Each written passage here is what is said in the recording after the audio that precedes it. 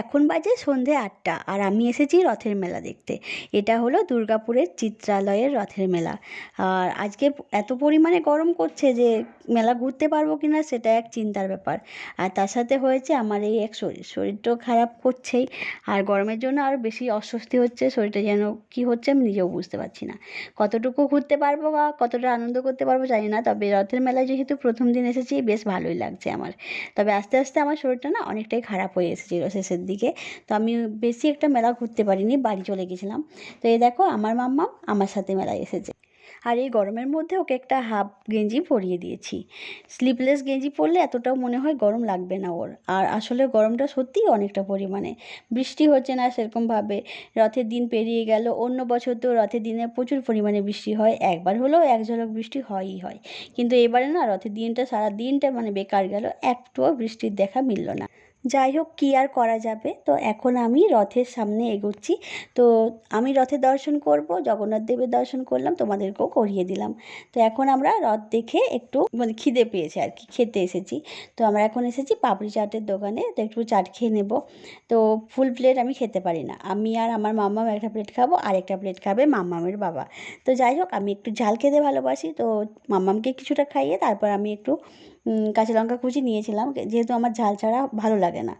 তো এই দেখো, পাপড়ি চাটটা বেশ ভালোই বানিয়েছিলেন। তো অনেকটা পরিমাণে থাকে, মানে একটা মানুষের খেয়ে পেট ভর্তি হয়ে যাবে আর কি, আমার অন্তত হয়ে যায়। তো যাই হোক, পাপড়ি চাট খেয়ে এখানে আমরা এবার এসেছি আইসক্রিমের স্টলে।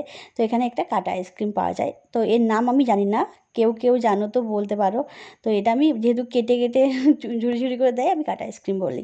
তো এই আইসক্রিমটা একটা করে খেয়ে নিলাম। আইসক্রিমটা ছিল ফলের, তো সব বিভিন্ন রকম ফল দিয়ে বানানো হয়েছিল, তাই ফ্লেভারটা ছিল একটু অন্যরকম। সব খেয়ে নিয়েছি, এরপর মেলাতে যা যা টুকিটাকি কেনার আছে সব কিনে নিচ্ছি। আর শরীরটা পুরোটাই খারাপ হয়ে গেছে, আমি প্রচণ্ড আমার কষ্ট হচ্ছে, আমি দম নিতে পারছি না। মানে এত গরমের জন্য হয়তো আরও বেশিই শরীরটা খারাপ করছে। আর প্রচণ্ড ঘামছি, সেটা তোমরা দেখেই বুঝতে পারছো। আর ভিড় আজকে খুব একটা বেশি হয়নি, তবে অন্যদিন একটু বেশি পরিমাণে ভিড় থাকে। যাই হোক, আজকে যেমন তেমন করে একটু মেলায় ঘুরে নিই, কেননা এখন বাজে প্রায় রাত 10টার মতো হবে। এবার আমরা মেলা থেকে বেরিয়ে যাব, আমাদের যা যা মেলাতে পছন্দ হয়েছে কিনে নিয়েছি। এরপর আমরা বিরিয়ানি কিনে বাড়ি চলে যাব। এ দেখো ব্যাগের মধ্যে সব জিনিস আছে, বাড়িতে যেয়ে দেখা হচ্ছে, চলো। তো পরের দিন সকালে এ দেখো ব্লগটা আবার শুরু করছি। তো রান্না দিয়ে শুরু করলাম। এখানে আমি ভালো করে তেলের মধ্যে মাছটা কড়া করে ভেজে নেব, মাছের রান্না করব। আর তার সাথে আরও যা যা রান্না থাকে সব রান্না গুছিয়ে নিচ্ছি। তবে কালকের থেকেই আমার শরীরটা খারাপ, তোমাদের বললাম, আজকে সেরকমভাবে ভালো হয়নি। তো এই দেখো বৃষ্টি হচ্ছে। আগের দিন গরমের মধ্যে মেলায় ঘুরেছি, আর এখন প্রচণ্ড পরিমাণে বৃষ্টি হচ্ছে। এক পশলা বৃষ্টি হয়ে গেছে। আর এই দেখো আমার এখানে যে ছাদের নিচে উঠোনে যে কাঠারি জবা ফুলের গাছটা আছে, বৃষ্টি পড়ে সেটা আরও সুন্দর লাগছে, আর ফুল দিচ্ছে অনেকই। আমি তো ভেবেছিলাম গাছটাতে ফুল দেবে না, তবে অনেক পরিমাণে ফুল হয়, প্রায় প্রতিদিন 5-6টা করে তো ফুল দেয়, এটা আমার কাছে অনেকটা। তো এই দেখো শরীর খারাপ নিয়ে পুরো একদম ব্যথা নিয়ে অস্থির হয়ে আছি আমি। যাই হোক, রান্নাবান্না সেরে স্নান করেছি। এই দেখো তোমাদের সাথে দেখাচ্ছি যে আমার এখানে কতটা ব্যথা। তো এত পরিমাণে ব্যথা করছে, আর ফুলেও গেছে গালটা। তো সেই জন্যই দেখালাম আর কি। আর এখানে তো বড় পিসিমণি আছেন, সেটা তোমাদের সাথে দেখাবো না, সেটা কি হয়। আর আজকের রান্নাতে আছে মটন, লাল লাল মটনের ঝোল। তো মটনের ঝোলটা রান্না হয়ে গেছে, সেদ্ধ করাও হয়ে গেছে কুকারে। আসলে কুকারে না সেদ্ধ করলে বাড়িতে সবাই খেতে পারেন না।